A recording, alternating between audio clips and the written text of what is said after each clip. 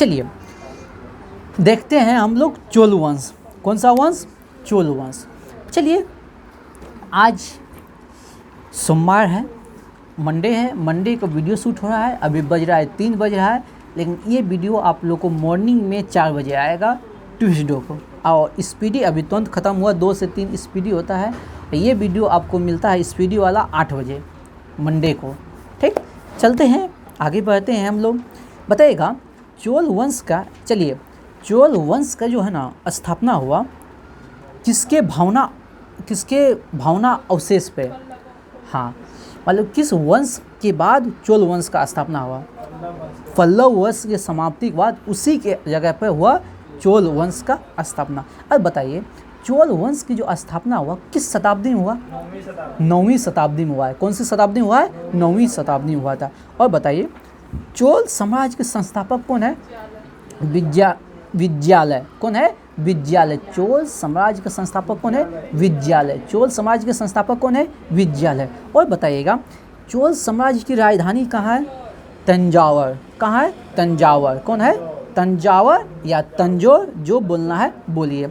और एक क्वेश्चन है, तंजावुर का वास्तुकार कौन है? राज पेरुत थक्चन। हाँ, पेरुत थक्चन। राज पेरुत थक्चन। ठीक ना। चलिए आगे बढ़ते हैं। यहाँ से हम लोग बताइएगा, आप लोग याद नहीं किए हैं?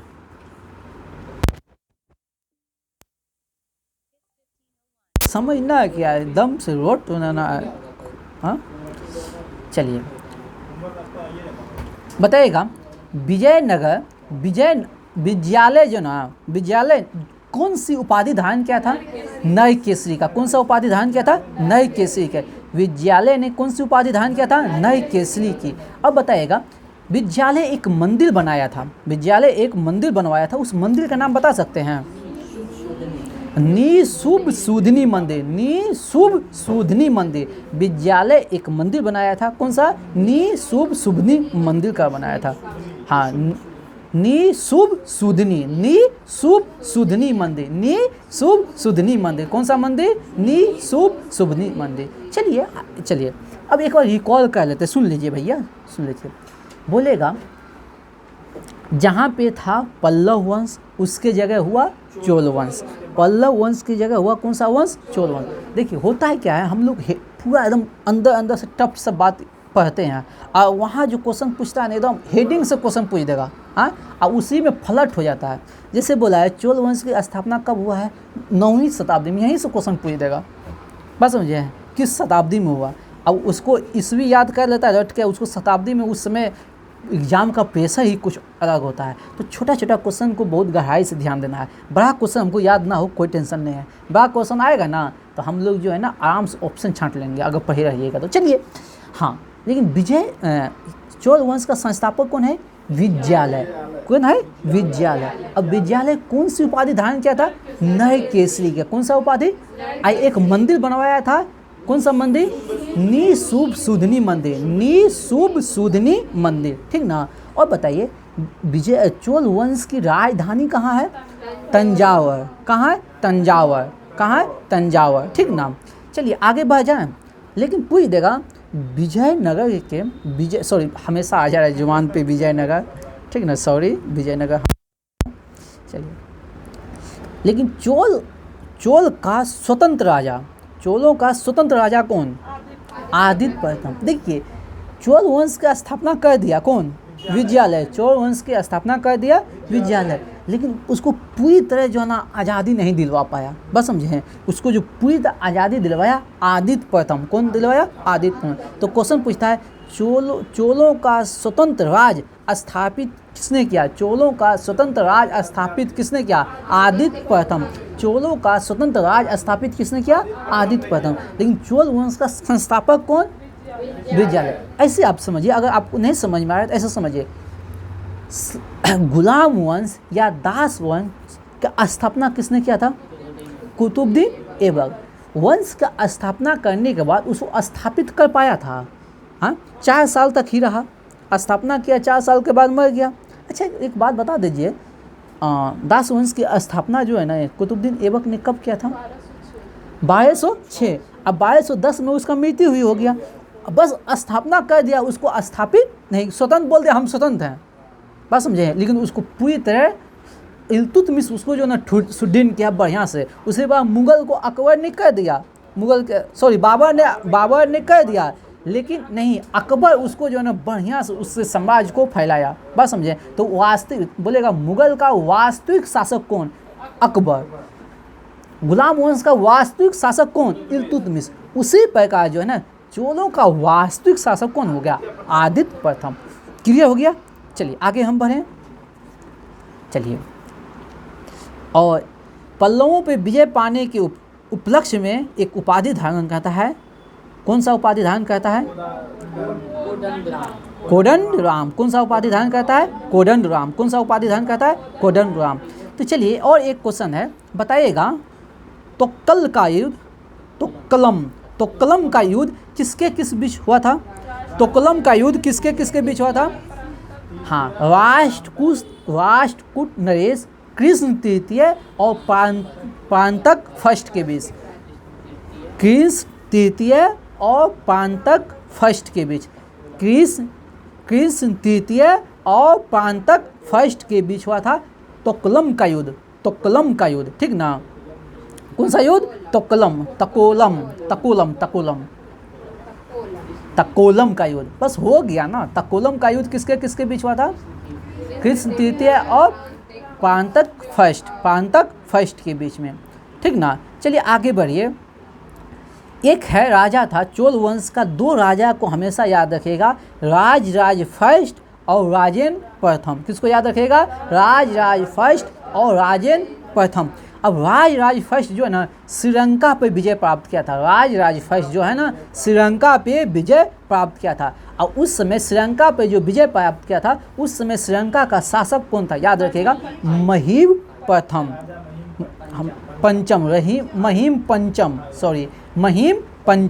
बात समझे। श्रीलंका पे विजय प्राप्त करने वाला चोल शासक राज प्रथम। श्रीलंका पे विजय प्राप्त करने वाला चोल शासक राज प्रथम। बात समझे। और श्रीलंका के शासक कौन था? महिम पंचम, ठीक ना? और वहाँ एक नया, श्रीलंका में एक नया साम्राज्य स्थापित किया, मोंडी चोल मंडलम। कौन सा? मोंडी चोल मंडलम, ठीक ना? चलिए आगे बढ़ते हैं। और बोल देगा राज फर्स्ट जो है कौन सा धर्म को मानता था? शैव धर्म को मानता था। कौन सा? शिव भगवान को मानता था। राज फर्स्ट कौन सा धर्म को मानता था? शैव धर्म, यानी शिव भगवान को मानता था।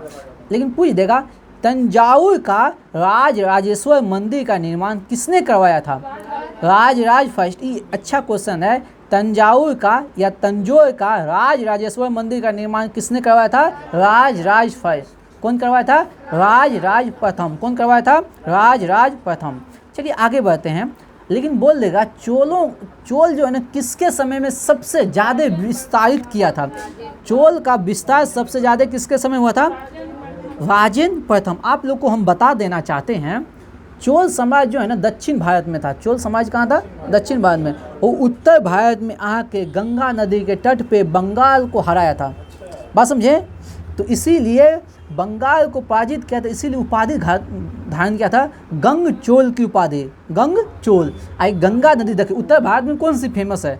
गंगा नदी फेमस है ना, तो उसके नाम पे उपाधि धारण कर लिया था। देख लीजिए वहाँ गंगे चोल। याद रखिए इसको, बस सिंपल सा याद रखिएगा, गंग चोल की उपाधि। गंगे चोल। बात समझिए, गंगे चोल की उपाधि धारण किया था। अब बंगाल के किस शासक को हराया था? महीपाल। बंगाल के किस शासक को हराया था? महीपाल को। किसको हराया था? महीपाल को। बंगाल के किस शासक को हराया था? महीपाल को। किसको हराया था? महीपाल को, ठीक ना? लेकिन राज जो प्रथम है श्रीलंका के किस शासक को हराया था? महिम पंचम। किसको हराया था? महिम पंचम। और राजेंद्र फर्स्ट किसको हराया था? महीपाल को। बात समझे। वो महिम पंचम को हराया था, ये महीपाल को हराया था। थोड़ा सा याद रखिएगा, दिमाग में रखिएगा। और इसी के उपलक्ष्य में गंगे चोल की उपाधि धारण किया था, क्योंकि गंगा नदी कि उत्तर भारत में कौन सी नदी फेमस, गंगा नदी, इसीलिए। चलिए आगे बढ़िए। अब इसके बाद आता है एक शासक आता है राजेंद्र सेकेंड। कौन आता है? राजेंद्र सेकेंड, जो कि प्रोकेसरी की उपाधि धारण करता है। कौन सी उपाधि? प्रोकेसरी। प्रोकेसरी की उपाधि कौन धारण करता है? राजेंद्र सेकेंड। प्रोकेसरी की उपाधि कौन धारण करता है? राजेंद्र द्वितीय। राजेंद्र द्वितीय। प्रोकेसरी की उपाधि राजेंद्र द्वितीय। लेकिन बोल देगा राज केसरी की उपाधि कौन धारण करता है? वीर राजेंद्र। राज केसरी वीर राजेंद्र। राज केसरी वीर राजेंद्र। राज केसरी वीर राजेंद्र। और लेकिन बोल देगा चोल वंश का अंतिम शासक कौन? राजेंद्र तृतीय। चोल वंश का अंतिम शासक कौन? राजेंद्र तृतीय। चोल वंश का अंतिम शासक राजेंद्र तृतीय। ठीक ना, राजेंद्र तृतीय। आगे बढ़िए। एक था कलोतुंग सेकेंड। कलोतिंग सेकेंड, याद रखिएगा। इन्होंने चिदम्बरम मंदिर को जो है ना समुद्र में फेंकवा दिया था। कलोतुंग सेकेंड जो है ना चिदम्बरम मंदिर को कहाँ फेंकवा दिया था? समुद्र में। ठीक ना, कहाँ फेंकवा दिया था? चिदम्बरम मंदिर को कहाँ फेंकवा दिया था? चिदम्बरम मंदिर में स्थित था गोविंद राज की मूर्ति, यानी विष्णु भगवान की मूर्ति था, उसको फेंकवा दिया था कहाँ? समुद्र में फेंकवा दिया था। ठीक ना, आगे बढ़िए। अगला जो है ना क्वेश्चन इंपॉर्टेंट है, थोड़ा सा पढ़िएगा। चोल प्रशासन में भाग लेने वाले उच्च पदाधिकारियों को कहते हैं पेरुंदरम। पेरुंदरम क्या कहते हैं? चोल प्रशासन में उच्च पदाधिकारियों को क्या कहते हैं? पेरुंदरम। क्या कहते हैं? पेरुंदरम। क्या कहते हैं? पेरुंदरम। चोल प्रशासन के उच्च अधिकारियों को क्या कहते हैं? पेरुंदरम। क्या कहते हैं? पेरुंदरम। क्या कहते हैं? पेरुंदरम। क्या कहते हैं? पेरुंदरम। चोल प्रशासन में उच्च पदाधिकारी को क्या कहते हैं? पेरुंदरम। उच्च पदाधिकारी को क्या कहते हैं? पेरुंदरम। लेकिन बोल देगा निम्न श्रेणी के पदाधिकारियों को क्या कहते हैं? सेरुंदरम। क्या कहते हैं? सेरुंदरम। निम्न पदाधिकारी को क्या कहते हैं? सेरुंदरम। लेकिन बोल देंगे जो राजा के पास रहता है उसे क्या कहते हैं? राजा के पास रहने वाला अधिकारी को क्या कहते हैं? उडन कुट्टम। राजा के पास रहने वाला अधिकारी को क्या कहते हैं? उड्डम कुट्टम। क्या कहते हैं? उडन कुट्टम। क्या कहते हैं? उडम कुट्टम। लेकिन बताइएगा चोल प्रशासन कितने भागों में बांटा था? 6 भागों में। कितने भागों में बांटा था? 6 भागों में। जैसे हो गया मंडलम, हो गया मंडलम, फिर बटेगा कोट्टम में, मंडलम बटेगा कोट्टम में, मंडलम बटेगा कोट्टम में, मंडलम बटेगा कोट्टम में, कोट्टम बटेगा नायडू में, कोट्टम बटेगा नायडू में, और नायडू बटेगा कुल्लम में, नायडू बटेगा कुल्लम में, नायडू बटेगा कुल्लम में। ठीक ना। नायडू के स्थानीय सभा को नाटू कहते हैं। नायडू की स्थानीय सभा को क्या कहते हैं? नाटू। नायडू की स्थानीय सभा को क्या कहते हैं? नाटू। ठीक ना। चलिए आगे बढ़िए, तो ध्यान से सुनिएगा।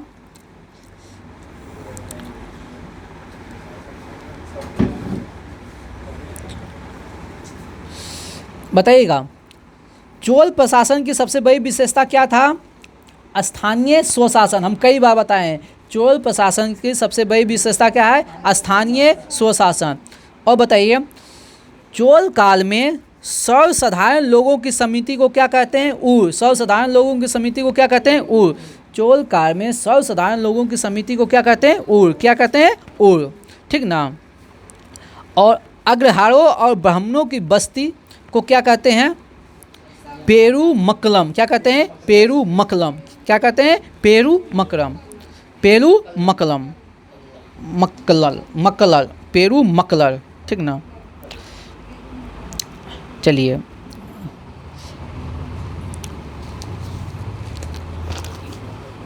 बताइएगा, आगे बढ़िए। ब्राह्मणों को दी गई भूमि को क्या कहते हैं? ब्रह्मदेव भूमि। ब्राह्मणों को दी गई भूमि को क्या कहते हैं? ब्रह्मदेव भूमि। ब्राह्मणों को दी गई भूमि को क्या कहते हैं? ब्रह्मदेव भूमि। लेकिन बोल देंगे ब्राह्मणों को दी गई कर मुक्त भूमि को क्या कहते हैं? चतुर्वेदी मंगलम। ब्राह्मणों को दी गई कर मुक्त भूमि को क्या कहते हैं? चतुर्वेदी मंगलम। क्या कहते हैं? चतुर्वेदी मंगलम। क्या कहते हैं? चतुर्वेदी मंगलम। बताइएगा चोल सेना का सबसे संगठित अंग क्या है? पदाती सेना। चोल सेना का सबसे संगठित अंग क्या है? पदाती सेना। चोल सेना का सबसे संगठित अंग क्या है? पदाती सेना। बताइए चोल काल में सोने के सिक्के को क्या कहते हैं? कलंजू। क्या कहते हैं? कलंजू। चोल काल में सोने के सिक्के को क्या कहते हैं? कलंजू। क्या कहते हैं? कलंजू। बताइएगा आगे।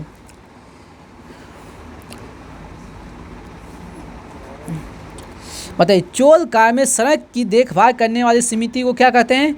बगान समिति। चोल काल में सड़कों की देखभाल करने वाली समिति को क्या कहते हैं? बगान समिति। क्या कहते हैं? बगान समिति। चोल काल में सड़कों की देखभाल करने वाली समिति को क्या कहते हैं? बगान समिति। क्या कहते हैं? बगान समिति। और बताइए, विष्णु के उपासक को क्या कहते हैं? अलवार। विष्णु के उपासक को क्या कहते हैं? अलवार संत। और शिव के उपासक को कहते हैं नयनार संत। विष्णु के उपासक को अलवार संत और शिव के उपासक को नयनार संत। और एक देख लीजिए, चोलों की राजधानी का क्रम। सबसे पहले राजधानी उरेयूल, सबसे पहले राजधानी उरेयूल, और उसके बाद तंजौर, उसके बाद तंजौर, उसके बाद गंगे कोड, उसके बाद चोलपुरम, उसके बाद कांची। उरेयूल तंजौर गंगे कोड चोलपुरम कांची। चलिए, विद्यालय से पहले यूरिया ने जो बनाया था, तो उससे पहले लिखा ना। हाँ, एक दूसरा चर्चा नहीं है। होगा, डिटेल से उपलब्ध होगा। हाँ, कहीं नहीं कहीं दिया होगा। चलिए, मध्यकालीन निकालिए। तो मध्यकालीन निकालिए। मध्यकालीन में मालवा निकालिए। मध्यकालीन में मालवा निकालिए।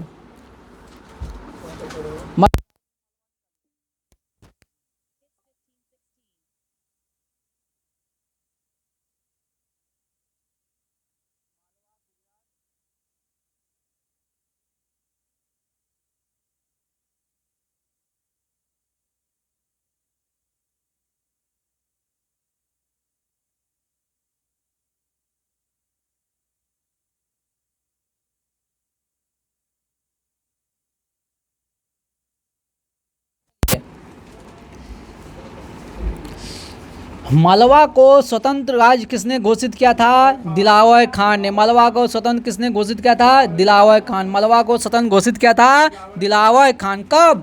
1401 में। कब? 1401 में। कब? 1401 में। बताइएगा। हाँ, दिलावर खान। लेकिन बोल देगा, इस मालवा की राजधानी धारा से मांडू, मालवा की राजधानी धारा से मांडू किसने बदला था? हसून शाह, हुसंग शाह। कौन? हुसंग खां, हुसंग शाह। मालवा की राजधानी धारा से मांडू किसने बदला था? हुसंग शाह। किसने? हुसंग शाह। ठीक ना, आगे बढ़िए, ध्यान से सुनिएगा। मालवा में खिलजी वंश की स्थापना किसने किया? क्या हुआ? महमूद शाह। कौन? मालवा में खिलजी वंश की स्थापना किसने किया? महमूद शाह। किसने? महमूद शाह। मालवा में खिलजी वंश की स्थापना किसने किया? महमूद शाह। किसने? महमूद शाह। यहाँ से जो क्वेश्चन आता है वो इम्पोर्टेंट है। मांडू का किला किसने बनाया? हसूंग शाह। मांडू का किला किसने बनाया? हुसुंग शाह। कौन? हुसंग शाह। कौन बनाया? हुसंग शाह। मांडू का किला किसने बनवाया? हुसंग शाह। लेकिन हिंडोला भवन किसने बनवाया? हुसैन शाह। हिंडोला भवन हुसंग शाह। हिंडोला भवन हुसंग शाह। हिंडोला भवन हुसंग शाह। हिंडोला भवन हुसंग शाह। लेकिन बोल देगा, बाज बहादुर और रूपमती का महल, बाज बहादुर एवं रूपमती का महल किसने बनवाया? नसरुद्दीन शाह। बाज बहादुर और रूपमती का महल किसने बनवाया? नसरुद्दीन शाह। नसरुद्दीन शाह। बाज बहादुर और रूपमती महल किसने बनवाया? नसरुद्दीन शाह। किसने बनवाया? नसरुद्दीन शाह। बाज बहादुर और रूपमती महल किसने बनवाया? नसरुद्दीन शाह। ठीक ना। मांडू का किला किसने बनाया? हुसंग शाह। मांडू का किला हुसंग शाह। हिंडोला भवन हुसंग शाह। हिंडोला भवन हुसंग शाह। हिंडोला भवन हुसंग शाह। बाज बहादुर और रूपमती का महल नसरुद्दीन शाह। बाज बहादुर और रूपमती का महल नसरुद्दीन शाह। जहाज महल का निर्माण गयासुद्दीन तुगलक खिलजी, जहाज महल गयासुद्दीन खिलजी। जहाज महल गयासुद्दीन खिलजी। चलिए आगे बढ़िए। अब आइए गुजरात। अब आइए गुजरात। गुजरात को दिल्ली सल्तनत में किसने मिलवाया था? अलाउद्दीन खिलजी ने। गुजरात को दिल्ली सल्तनत में किसने मिलवाया था? अलाउद्दीन खिलजी। कब? 1297। कब? 1297। कब? 1297। आगे बढ़िए। लेकिन गुजरात को स्वतंत्र किसने करवाया? गुजरात को स्वतंत्र राज्य की स्थापना, गुजरात में स्वतंत्र राज्य की स्थापना किसने करवाया? मुजफ्फर शाह। किसने करवाया? मुजफ्फर शाह। कब? 1391 में।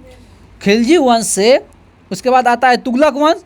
तुगलक वंश के समय था मोहम्मद तुगलक। मोहम्मद तुगलक के समय में स्वतंत्र हुआ था गुजरात। किसके समय में? मोहम्मद तुगलक के समय में गुजरात स्वतंत्र हुआ था। कब? 1391। ईस्वी इंपॉर्टेंट नहीं है।